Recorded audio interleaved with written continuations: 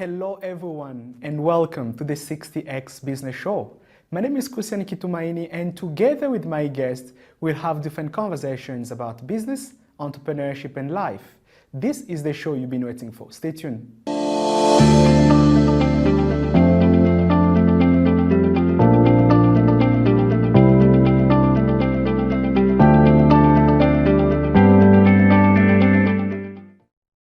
In today's conversation, my guest is an amazing entrepreneur.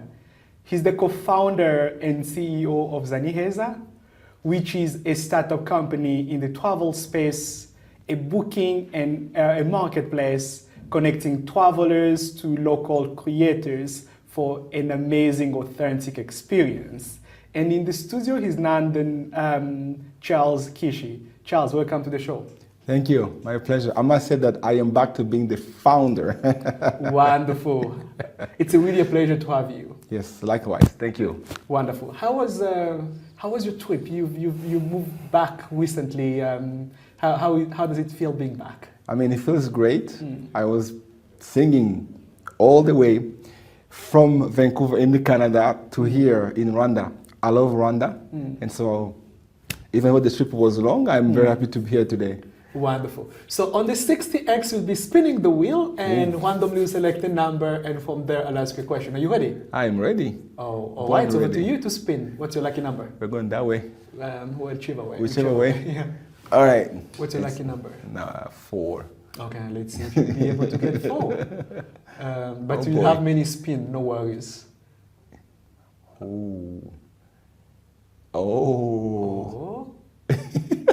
Wow. Wow. Good, man. That's a good start. And can you share with me more who is Charles? Growing up as a kid, what were your dreams and passion? Absolutely. I mean, my passion has always been the cultures of the world. I was born in the Democratic Republic of Congo. And so we moved to Rwanda when I was only 9 years old. And I remember one of my passion was going to Kanombe International Airport to just greet the tourists and learn where they're coming from. Yeah. So by the time I was like 13, I had friends from many places in the world. Today, Charles is a father and a founder and a very hard-working man. You know, I'm always doing things. And I am also empowering the youth in Rwanda and beyond. In a nutshell, that's me. Wonderful.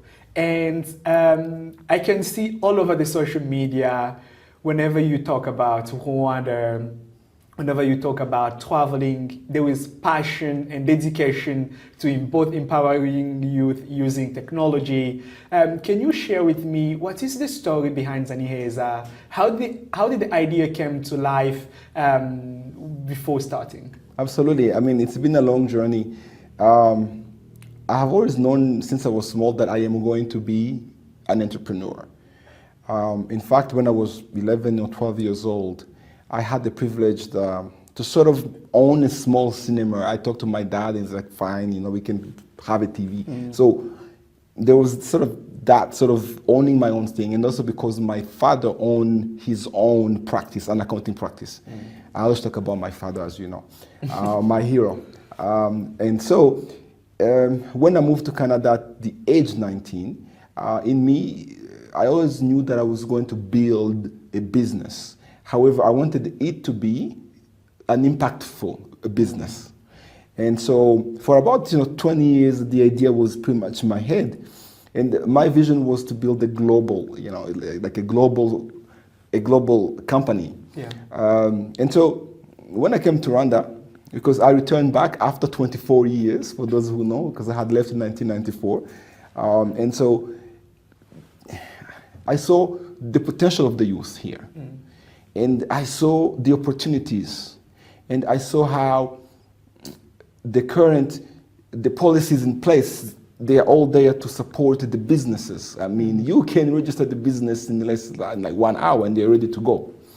And so, in addition, my passion for culture and knowing how Rwanda is beautiful, in fact, that's how I got the name Zaniheza, because Zaniheza, it actually means Murakaza Neza, Niheza.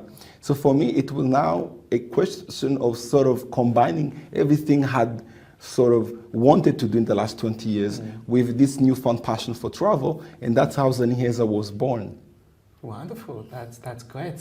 Let's spin the wheel for another round of questions. Another one. We got 4. What if we get to like 4 here?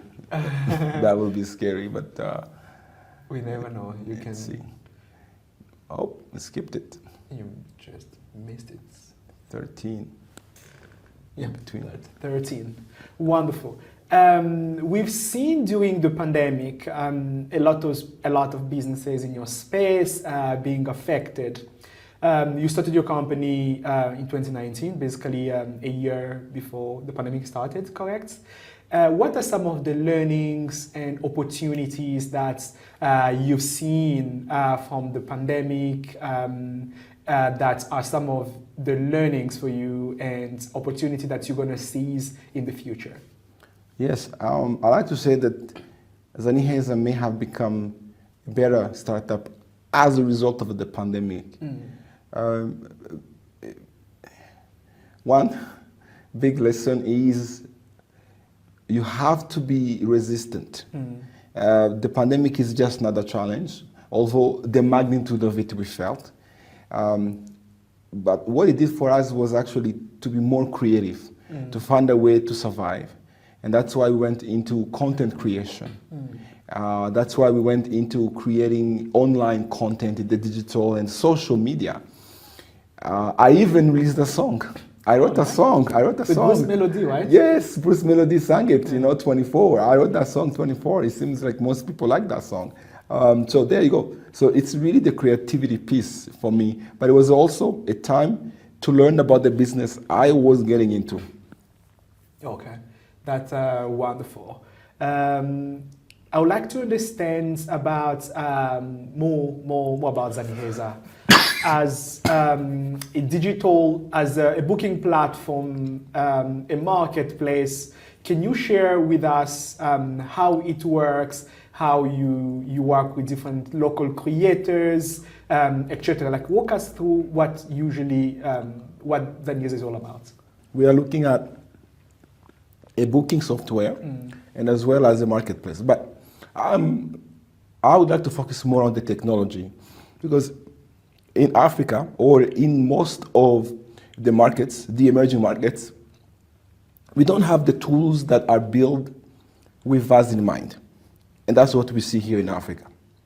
So our booking software allows local curators anywhere in Africa to be able to come and also create their own packages. The gist of it with now the marketplace is for us to show the Africa that we don't see, not just focus on the wildlife, but one very big component is the culture. And I have been blown away by how the local curators or the tour operators have fully embraced the platform. And they are talking to each other. And one really cool thing is my partner in Morocco is now learning Kinyarwanda. So whenever I call him, it's like, hey, Charles, I'm Okurichi, how are you? I'm like, okay, cool. So we are fastly becoming the platform, the travel platform for the continent, and we are going to add more products, such as, let's say, the events, because it's very hard to find the tickets for events, not just in Rwanda. So I'm having now the conversation where I'm seeing a problem where we need to bring all those products, all those events online. And so Zaniheza, I think we haven't quite seen what is going to be once it's fully grown in a few years. So I'm really looking forward to that. Wonderful. And what is the future of traveling in Africa? How are you seeing it? Most people don't know the continent of Africa, before the pandemic, was the second largest growing destination in the world. We are talking about 54 countries. And more than the wildlife, it remains untapped. For example, research shows that 700 million people travel for cultural forward. For the cultural forward travel packages. but they don't make it to Africa. And that's those people that I am going after. So it's going to keep on growing. I'm sure if it was the second largest growing, it can only go up higher. However, we need to build a platform. We need to have a place where we can have all those travel immersive experiences brought online, because that is kind of missing. Wonderful. And within a few years, you were able to reach 8 destinations, grow the team. What do you think has contributed to your success? Actually 12. Oh, nice.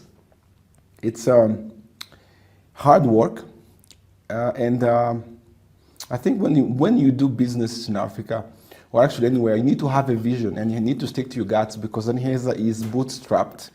And so, yeah, and in less than a year, we're like in 12 destinations. And for me, it's you really have to believe in what you are doing, and you need to have a vision and follow the vision. And also the youth that are with me, they have fully and wholeheartedly embraced Zaniheza. So thank you to the youth of Rwanda for doing that. All right. Let's spin the wheel for another round of questions. Another one. Let's get another 4.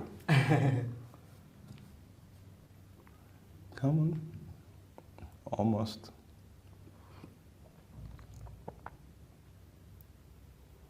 Ooh. That's between 4 and 5. Let's spin again. Spin again? Yeah. All right. This is fun. It's because I was born in April. Oh, okay. There you go. 13? 13. 14? 14. It's back. Oh, it's going back. What's going on there? Oh, no way. Oh, you got number 2. Okay. Interesting.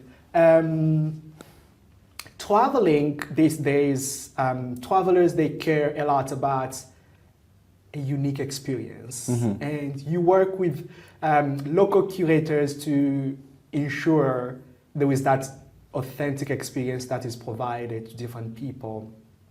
What do you look at when you build and create partnerships with different people?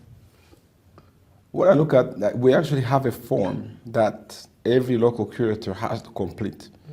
And so what I was looking in that form is that people understand what immersive experience is. And that's key, that someone has to feel, see, touch, and enjoy the culture. And I even take it further. I said to them, if I come to Kampala, you know, what it is about your city that makes you tick. And that's what I'm looking for. And they seem to really understand that, because don't just show me the stuff that we usually see, but let's basically dig deeper. And you can never go wrong with food. Everything starts with food. So we will definitely have a lot of food packages. In fact, we have some. So because when you go in and eat food, you immediately connect with that place. Wonderful. And I know you're also passionate about traveling. What is an outstanding destination that you've traveled to? It's going to be both on the continent or outside, that really hook you up both on the experience and you will like to share with us. Absolutely. I'm sure this answer may change because now I'm back in Africa. But honestly, Japan is one place that blew me away. It's also a place that showed me that you can focus on the culture, because they really love their culture, and then build amazing travel packages. In fact, when I traveled to Japan the first time, I had gone on the culture scholarship. I had won a culture scholarship for like 3 months. And I remember all we did during those 3 months, it was the traditional music instrument that they had, similar to that, the inanga. It's like 4 strings, I think. It was also the flower, the arrangements, and the food. We were kind of learning. Funny thing is, one of the dishes that they were making was like rice and beans. Cooked in the Japanese way. So yeah, for now I would say it is Japan, But of course, Rwanda has a special place in my heart as well. Beautiful. And you lead a diverse team of people. How would you define leadership? Leadership is being an example. You know, it's like lead the way you would like to be led. And it is also communicating to your team and not have a boss mentality. So yeah, as long as I do those things, it's like, you know, see what I'm doing, but at the same time, I also put an emphasis for them to be their own leaders in everything that they do. And so far, we seem to be doing well. Wonderful. Let's spin the wheel for another question. You got 2, 4, 13. What's going to be your next lucky number?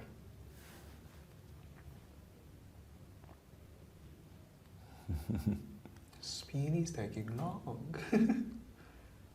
Well, 8. All right. 8. Wonderful. I know offline we were discussing about an upcoming festival, Indwata Festival, that your company is organizing to happen in the next coming few days. Can you share with us what is it about? How did the idea came to life? What message do you have for people who will be interested in attending? Shed some light on that. Yeah, thank you. Indwata Festival happening on November 11th and 12th. It is a 2-day event, and the inspiration came from Vancouver. And you see a lot of events, and they are being held in Europe. And I'm like, why can't we have those events at home? Why can't we talk about the culture at home, but not have like the high level events, which are also fun and amazing? So this one is meant to shine the positive light on the continent. It's going to be a 2 days event. Awesome. And if someone is interested in joining, how can they register or find the tickets? Yeah, so we do have a website, indwatafestival.com. That's where they will go buy the tickets. And there's 2 ways. You can buy the tickets immediately on the website. Or if you have any more questions, you can send us an email at pretty much info@indwatafestival.com. Wow.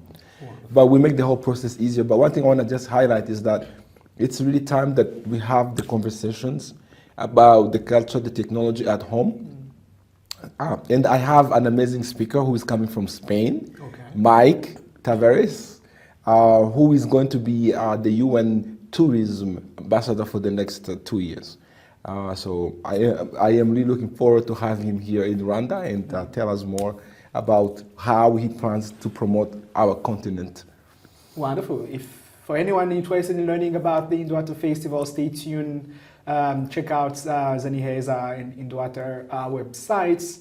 They have amazing things they're preparing to learn about the culture or the traveling both in Rwanda and on the continents. My follow-up question is, how does it feel to be an entrepreneur?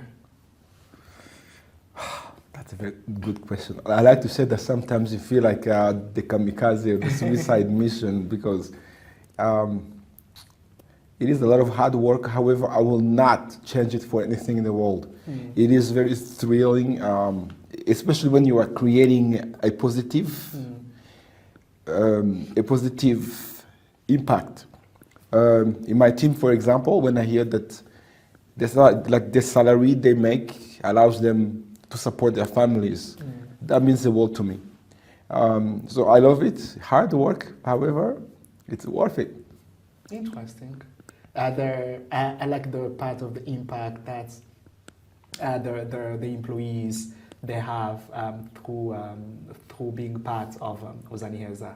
It's always feel good belonging to an organization where you add both value and it also help you grow in your life. I'd like to understand how is Zaniheza planning to position itself both in Rwanda and on the continent? We have actually been doing that.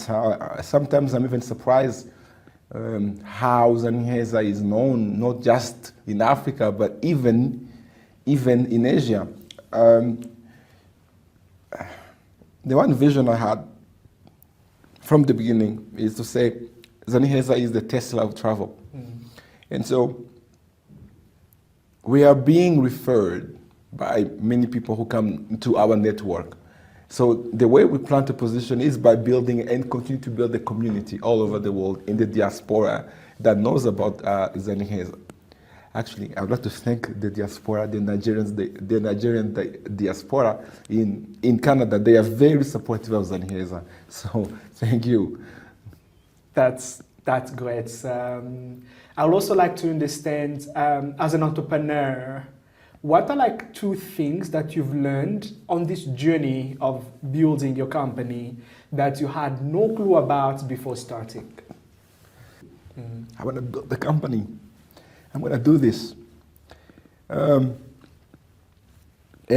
you can really quietly, vividly see what's going to happen. But the reality is something else. I think being a founder has made me a very even more humble person. Because you have to make some tough calls here. Yeah. Especially when you go about fundraising.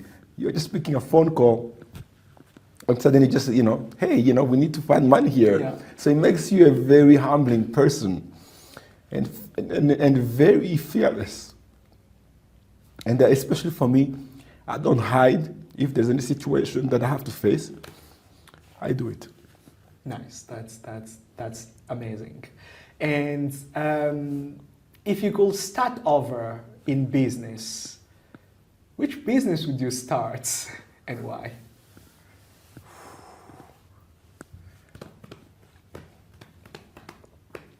Well, I actually have one in mind. As an orphan, I think we raise ourselves, and so it will be a community board where there could be a voice to support those who don't have parents, because I also know as people get older, they get lonely. So it will be some kind of a support group that is all based online, not necessarily like using the psychologists, but just a nice community board where they can be a human connection facilitated by tech. Beautiful. That's amazing. And the whole mission and why behind it, it's very, very powerful. For young people watching this conversation now, maybe who would like one day to venture into business and entrepreneurship, what are like top 3 advice you can share with them? 1, dare to dream and dream big. Yeah, don't dream small, dare to dream. 2, do something about that dream. Don't just let it stay in your head. Yeah. You need to now lay it out. Go for it. 3, believe in yourself. You have to believe in yourself. Nice. Dare to dream. Don't just sleep on your dreams. Go and take action and believe in yourself, because if you don't believe in yourself, no one will believe in you, right? That's right. Wonderful. And let me wrap up this conversation with my last question. As a person, what motivates you in life every day when you wake up to do the work that you do? Everything I do is pretty much ingrained on how I was raised. My dad, rest in peace, he died when I was 13 years old. When he was very sick on his deathbed, he called me and he said, "Child," I'm like, "Yes." He's like, "Where's my laptop?" I'm like, "Man, you sick?" He's like, "No, I need to work. I need to work so that I can feed you.